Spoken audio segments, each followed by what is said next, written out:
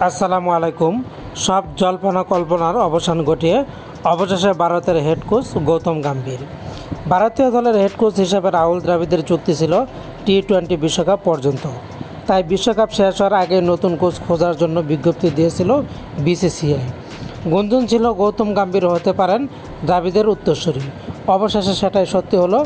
নতুন কোচ হিসেবে গম্ভীরের নাম ঘোষণা করেছে বিসিসিআই সচিব জয় শাহ। এক বার্তায় তিনি লিখেছেন, অত্যন্ত আনন্দের সঙ্গে ভারতের নতুন কোচ হিসেবে গৌতম গম্ভীরকে স্বাগত জানাচ্ছি আমি। আধুনিক দিনের ক্রিকেট দ্রুতই বিকশিত হচ্ছে এবং গৌতম সেই পরিবর্তিত রূপটি কাছ থেকে দেখেছেন। কেরিয়ার জুড়ে বিভিন্ন ভূমিকায় পারদর্শী হয় আমি আত্মবিশ্বাসী। ভারতীয় ক্রিকেটে এগিয়ে নিয়ে যেতে গৌতম আদর্শ ব্যক্তি।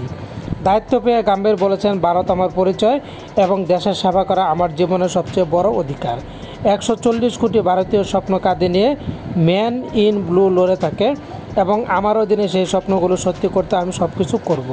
এদিকে গৌতম গম্ভীর তার ক্যারিয়ারে একটি ওয়ানডে বিশ্বকাপ ও একটি টি-20 বিশ্বকাপ জয়ের রেকর্ড অর্জন করেছেন। খেলা ছাড়ার পর আইপিএলের পরামর্শক হিসেবে কাজ করেছেন লখনৌ সুপার জায়ান্ট ও কলকাতা নাইট রাইডার্সের হয়ে। সর্বশেষ আইপিএলে কলকাতাকে শিরোপা জেতানোর নেপথ্য অবদান কিন্তু তারই।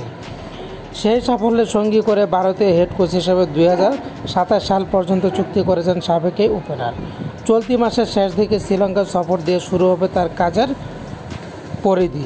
তো বন্ধুরা, ভারতীয় কোচ হিসেবে গৌতম গম্ভীরকে আপনারা কতটুকু উপযুক্ত মনে করছেন লিখে জানাতে পারেন আপনাদের কথা। বিসিসিআই কি সঠিক সিদ্ধান্ত নিয়েছে সেটাও জানাতে পারেন। ভালো থাকুন, ধন্যবাদ।